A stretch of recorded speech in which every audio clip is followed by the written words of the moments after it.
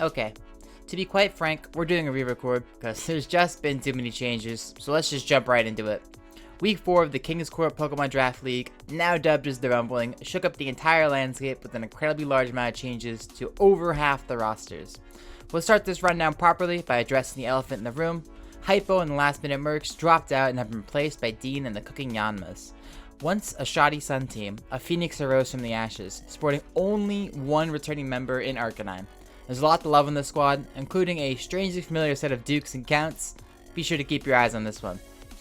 But where did he salvage this core from? Wasn't there barely any Mons left? Well, Boss Merrill took full advantage of the opportunity to pick up the pieces from the Sun team and run it back, much like they desired from the jump of the season. Sporting Torkoal, Venusaur, and Corviknight, all Mons he's desired. Their sights have been realigned, and if they crash out now, they'll burn bright one last time.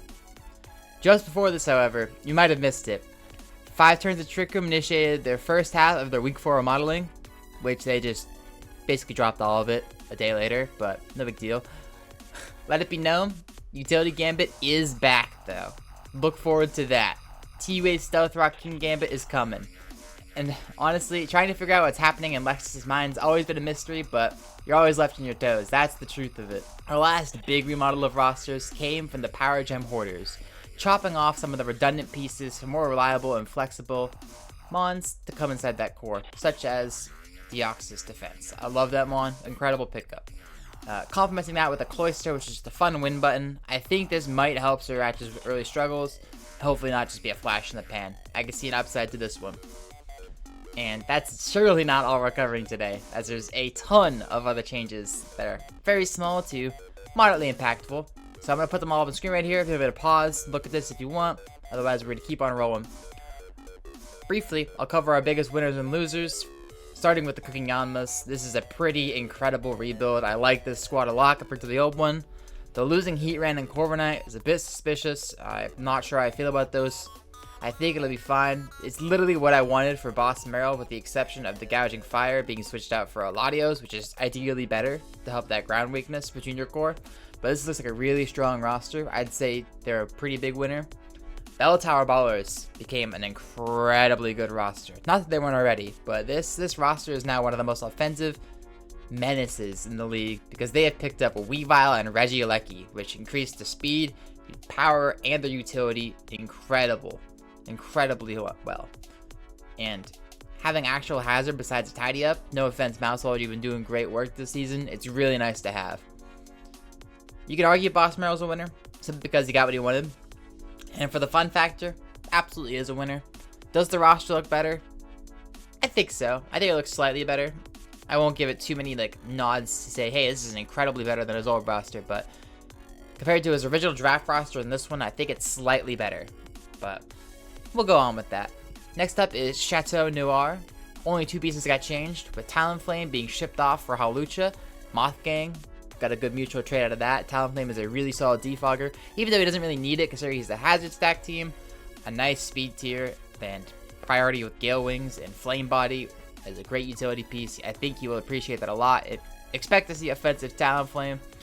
And the other Mon Chateau Noir lost is Weavile for Heatran. The speed tiers have been absolutely gutted on this team, going from 2 incredibly fast Mons to Hawlucha as your fastest, which is still respectable. The speed tiers have been struck, but I would say these are both improvements to the rosters. They are both slight winners in this regard because, man, it's going to be tough to deal with it. And always, FNAF's debatable for this list because you never know. This roster's going to change next week. You already know it is. I know it is. It's no secret. Though I'm going to say they're a slight loser because they got rid of Regieleki for absolutely nothing when they could have easily traded that for a real piece. But at least they have an actual Monarch. Mishy's still Blood Moon, but King Gambit's there to take up the mantle, hopefully lead the squad to some victories. Labraton Legion and Palatine Mafia changed only a couple things. Espatha for Necrozma, and Honchcrow for, I believe it was Magmortar. These are pretty minor. Espatha hasn't been doing as much as expected, I suppose, for a speed boost demon, but without terrestrialization, it is pretty one-dimensional. So Necrozma is a better piece for flexibility, which could probably help the roll compression issue. Palatine Mafia, on the other hand, I'm not sure what the Crow's here for, but there's probably a very specific matchup he's looking at. So I'll call that one a wash. The Regigigas also has a roster change. They got in pretty late in this situation, but they pushed in Gudra and Toadscruel over, I believe, pretty irrelevant pieces. So I like that change. Gives them real hazard control with Toadscruel. I think it's a great mon that should have been picked up earlier, though it cannot Terra, so it's very weak to ice, which is whatever. You can play around that as a rain team, of course. And the Gudra is a great mon in general. It doesn't have that beloved steel typing, but being able to Terra makes it strong enough, right? I like those changes. That's a slight positive.